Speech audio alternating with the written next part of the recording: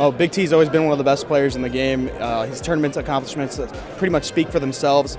I've teamed with him for the first 3 years or so of my career. Me and him kind of went from zero to hero together. So, I mean, he's in the Guinness Book of World Records. He has like 13 championships. Everybody recommending him as one of the top players. He's literally inspired me to want to be as good as him, like a champion as good as him.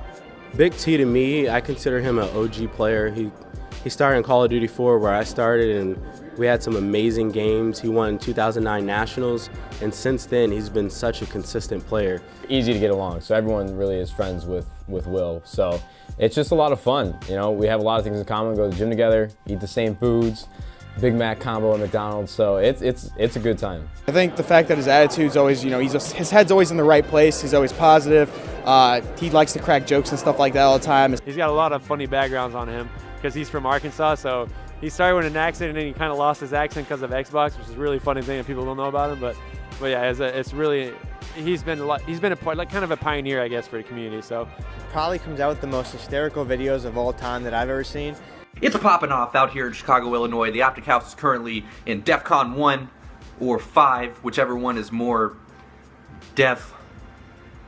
I grew up in a small town called Marktree, Arkansas. My graduating class was 35 people. Well, it's supposed to be 35 people, about 4 people didn't show up. So there were 31 people that ended up going to my graduation town of about 2,800 people now. I actually just got back from Christmas break. So whenever I started competing, my dad always really supported me in whatever I did. He always knew that whatever I wanted to do, I was gonna put 100% effort into it and really try my best. So he was always with it. My mom, she was like, not so much, but it was to the point where, like I said, I was playing baseball and I was always, really involved academically. As long as I got that stuff out of the way first and then started gaming, that's how I was able to actually balance it. So when I first started getting serious, I guess I played video games since I was probably 4 or 5 years old, but the first real first-person shooter that I got and used to play with my friends was a Medal of Honor game that wasn't even online. You just played single player.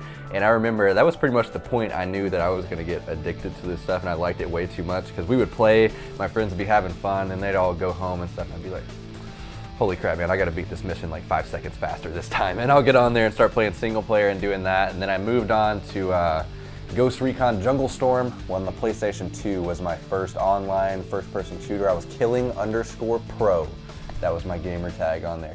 When I started competing seriously, I remember back in the day, I woke up one Saturday morning, and I'm sure you remember this, I saw MLG, it was like 10 a.m. on the USA Network, and that's when I knew. I got on there, and I think the first shot I ever saw of competitive video game was Fonzie playing Halo 2. It was like straight ripping versus final boss, and the second I saw it on that Saturday morning, I was completely hooked. I started skipping baseball games, trying to come home to watch matches and stuff. It was serious.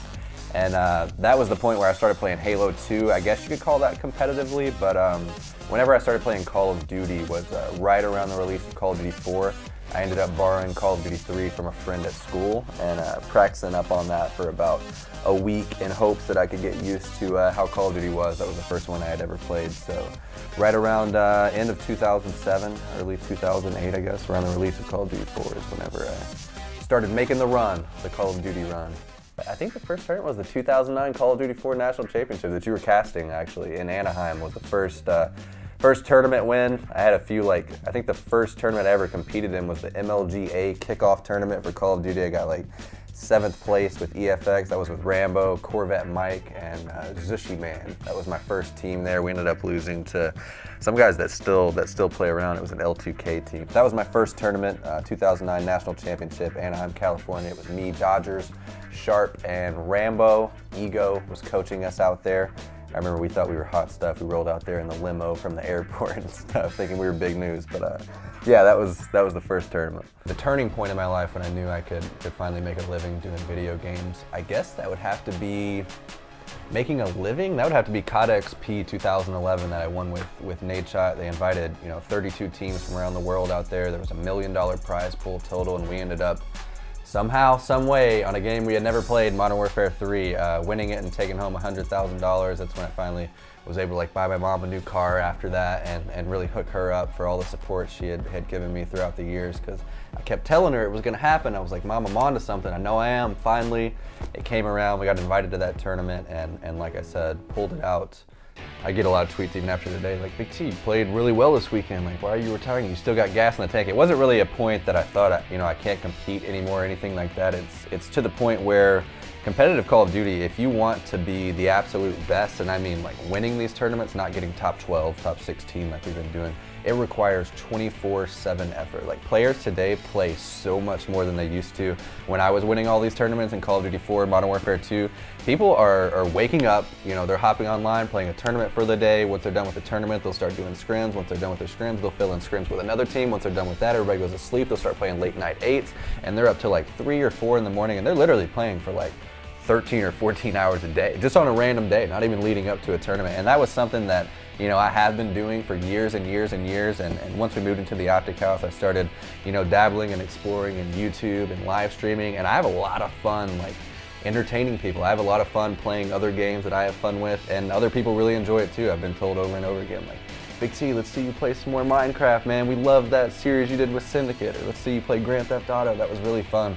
And it came to a point where I was like, how can I balance all this? How can I do this stuff for these guys and compete and win at the same time? And it was a point where I had to say, which one of these paths do I want to take? And so I decided, since I've been doing this for, 4 or 5 years straight, only focused on solely competing, that I wanted to, open up another door, try this whole, entertainment thing, if you will, and see what I can do with it, while also staying involved in the scene and coaching the guys. I didn't want to leave it completely. This is my home. This is, what changed my life for good. So there's no way I'm leaving out. I know a lot of people think it's like a death wish or something, and I'm going to leave forever. They're never going to see me. That's not it at all. I'm going to be around more than ever. So if anything, people are going to get more sick of me now than ever.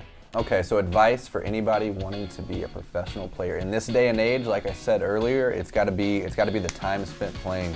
At any level you see, Call of Duty, it's just like anything else. If I was a professional poker player or any sport, baseball, football, and somebody asked me what to do, like, go practice your craft, go beat on it every single day, like, dream about it, wake up, it's the first thing you think about. That's what you have to do.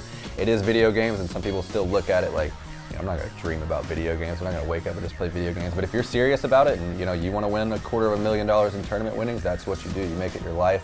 You still balance everything else, obviously, but you play 10, 12 hours a day. You take it seriously, and you don't just do it and get on and play public matches. You make your practice worth it. I think it was Pete Rose that somebody asked him the same question, like, how could you give me advice to be a better baseball player or anything? He said, I give you 3 tips on anything in life. That's to be aggressive, be more aggressive, and never be satisfied. So if that was my 3 keys to success, that would be it. I follow the late, great Pete Rose.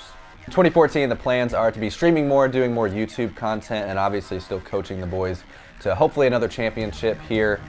It's going to be taking up a lot of the time. Still going to be living in the house in Chicago, so hopefully it opens up a few more doors for not only myself, but everybody involved in the scene. Hopefully this thing just keeps rolling. I love you, man, and I really hope you're going to come back someday. I know he's not going for good. There's no way in hell. If anything, whenever I stop competing, we'll bring like an old man IXI team back and we'll start playing again. Good luck to whatever he does in the future. I'm sure he'll do just as good as all the Call of Duty championships he won, and whatever he does. I think it really shows a lot of maturity for him, and just knows that it's going to give us a better opportunity to win. So, although I do love him as a teammate and I'm going to miss him dearly, he's going to be right behind us, and I think this is just going to give us a better chance to win. It's one of those lucky times in life that you get to meet a person like him, and you get to become a really good friend with somebody that is smart enough to keep in conversation with you.